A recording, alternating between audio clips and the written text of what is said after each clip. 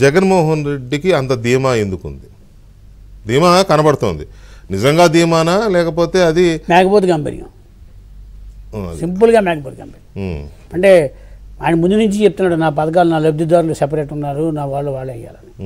కాబట్టి ప్రతిపక్షాల విషయంలో గందరగోళం సృష్టించడం, బీజేపీ అనే బూచిని చూపించి ముస్లిం ఓట్లు మాకే ఉంటాయి, నా లబ్ధిదారులు నాకు ఉన్నారు అనే ఒక ధీమా ఉంటుంది. తర్వాత చివరి వరకు నేను గెలుపులో ఉన్నాను అనకపోతే ఇప్పుడున్న వాళ్ళు కూడా జారిపోతారని భయం కూడా. అది సహజం, ఏ రాజకీయ పార్టీ. ఇప్పుడు కాంగ్రెస్ నడితే కాంగ్రెస్ నేను కూడా అధికారంలోకి వస్తానని అంటారు న్యాచురల్లీ. అయితే ఆయనకి అనుకోని ప్రతికూలమైన పరిస్థితులు ఎలా వచ్చాయంటే సంక్షేమాన్ని లబ్ధి పొందిన వాడు కూడా అభివృద్ధి కోసం అడుగుతున్నాడు న్యాచురల్గా. అంటే మీరు సంక్షేమం కరెక్ట్ ఇచ్చారు కరెక్టే. ఇప్పుడు కరోనా టైంలో ఆయన సాయం చేశాడండి, చాలా సంతోషించారు జనం. కరోనా వెళ్ళిపోయిన సెకండ్ కరోనా వచ్చినప్పుడు కూడా కొంత సాయం చేశాడు, ఓకే అన్నారు. 3వ సంవత్సరం నుంచి సంక్షేమం వికటించింది. అంటే లబ్ధిదారుల సంఖ్య కూడా మారుతూ వచ్చింది. లబ్ధిదారుల ఎంపిక నుంచి లబ్ధిదారుల తొలగింపు వరకు చాలా మార్పులు జరిగాయి. అంటే ఇంటింటికి ఇస్తున్నానని చెప్పడం వల్ల ఇండివిజువల్ బెనిఫిషరీ తప్ప కమ్యూనిటీ బెనిఫిషరీ కనపడలేదు. ఇప్పుడు ఉదాహరణకి ఎస్సీ ఎస్టీలకి ఒకవేళ లబ్ధి చేకూర్చాడు అనుకోండి, ఒక గంప కొత్తగా కొంతమందికి లబ్ధి వచ్చేది, ఐడెంటిఫైడ్ గ్రూప్స్, ఒక సెగ్మెంట్. ఏం చేసాడు, సంక్షేమం పేరుతో నవరత్నాల్లో అందరినీ కలిపేసి నానాజాతి సమితిలాగా అందరినీ కలిపేయడం వల్ల ఎవరికీ పూర్తి సంక్షేమం దొరకలేదు. ముఖ్యంగా ఎస్సీ ఎస్టీ మైనారిటీలు పక్కన పెడితే ఏ మధ్యతరగతి అగ్రవర్ణాల్లో చెప్పుకోగలిగిన మధ్యతరగతి వాళ్ళందరికీ ₹1 అందలేదు. ప్రతి వాడిని ఓ స్కీమ్లో చూపించేశాడు, నీకు ఆ స్కీమ్లో ఉన్నావు ఈ స్కీమ్లో ఉన్నావు అని. అసలు బెనిఫిషరీ సంఖ్య అదొక మాయాజాలంలో దాచేసాడు. ఎప్పుడు 64 లక్షలు 84 లక్షలు చెప్పాడు, కానీ అందులో రియల్ బెనిఫిషరీ ఎవడని తెలియదు. ఉదాహరణకి బ్రాహ్మణ కార్పొరేషన్ తీసుకోండి, చంద్రబాబు టైంలో ఇచ్చిన ఒక్క లబ్ధిదారుడు మళ్ళీ లబ్ధి పొందలేదు ఈ 5 ఏళ్లలో. వైశ్య కార్పొరేషన్ తీసుకోండి, ₹1 రాలేదు. ఈ బెనిఫిషరీ ఆ మాటకు వస్తే ఎస్సీ కార్పొరేషన్లో వాటిల్లో కూడా కార్పొరేషన్స్ ద్వారా నేను చెప్పేదే, వాళ్ళందరినీ అన్నింటిలో సర్దిశాడు. సపోజ్ ఒక సోషల్ వెల్ఫేర్ డిపార్ట్మెంట్కి వెళ్ళి ఒక స్కీమ్ గురించి అడిగితే మీరు బ్రాహ్మణ కార్పొరేషన్కి ఇవ్వాల్సిన డబ్బులు ఇందులో ఇచ్చాం కదా సార్ అంట. సోషల్ వెల్ఫేర్ దగ్గరికి వెళ్తే మీకు అన్ని నవరత్నంలో వచ్చింది కదండి, అమ్మఒడిలో వచ్చింది కదండి అంట. అంటే మాయాజాలం చేసి ముఖ్యంగా ట్రెడిషనల్గా 30-40 ఏళ్ళ నుంచి వస్తున్న బెనిఫిట్లు ఎస్సీ ఎస్టీ మైనారిటీ కమ్యూనిటీలు తొక్కేశాడు.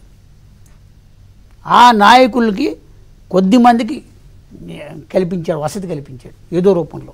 అది పదవి ఇచ్చాడో ఏమి ఇచ్చాడో వాళ్ళు ఎవరూ మాట్లాడలేదు.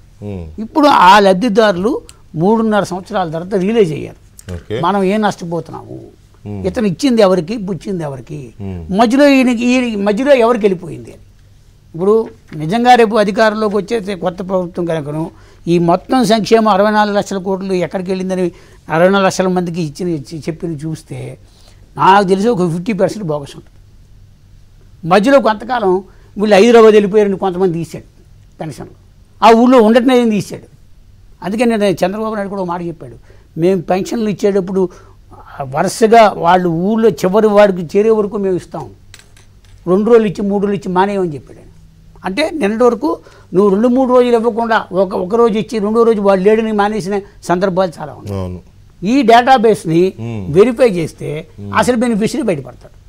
ఇప్పుడు నాకు ఇవాళ కూడా ఒక అధికారి ఏం చెప్పాడంటే, సార్ నిన్న జరిగిన పెన్షన్ల భాగవతం రేపు మే నెలలో కనుక 10వ తారీఖు వరకు వాడు సాగదీసి, గుర్తుపెట్టుకోండి ఈ నెలలో జరిగింది గొడవే, రేపు మే నెలలో సాగదీసి 1వ తారీఖు నుంచి 10వ తారీఖు వరకు ఇచ్చాడా, మే 13 ఎన్నికలు ఉన్నాయి, 10వ తారీఖు వరకు సాగదీస్తే ఇగో నేను ఉన్నాను కాబట్టి ఇచ్చాను, ఇదే చంద్రబాబు వస్తే మీకు పెన్షన్లు అన్నాను ఒక కొత్త క్యాంపెయిన్ చేస్తాడు. దానికి నిన్న పునాది వేశారు. నిన్న తెలుగుదేశం పార్టీ తడబాటు కూడా అదే కారణం. 3 రోజులు వాళ్ళు ఎవరిని ఇచ్చుకోవాల్సి వస్తుంది. అంటే ఏ సంక్షేమంలో లబ్ధి పొందాడో ఆ లబ్ధి పొందడం వాడు ఇప్పుడు రిలీజ్ అవుతున్నాడు. ఇప్పుడు నాకు ఒక పెన్షన్ వచ్చింది, కానీ నా కొడుకులకి నా మనవలకి ఆ ఫలితం దక్కట్లేదు, వీడు చదువుకున్న ఉద్యోగాలు లేవు అనే ఒక ఇది పెరిగిపోయింది బాగా. నిరుద్యోగుల యొక్క ఎఫెక్ట్ ఈ లబ్ధి పొందిన వాళ్ళ సంఖ్యతో కంపేర్ చేస్తే చాలా తక్కువ. ఉపాధి అవకాశాలు లేక వలసలు వచ్చిన వాళ్ళు ఉన్నారు.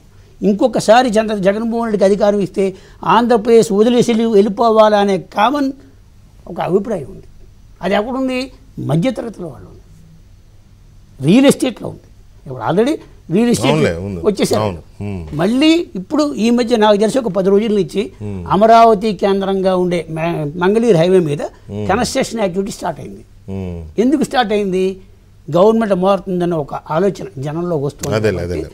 మళ్ళీ మనం ఒక ఆశ వచ్చేసింది, వాతావరణం క్రియేట్ అయింది.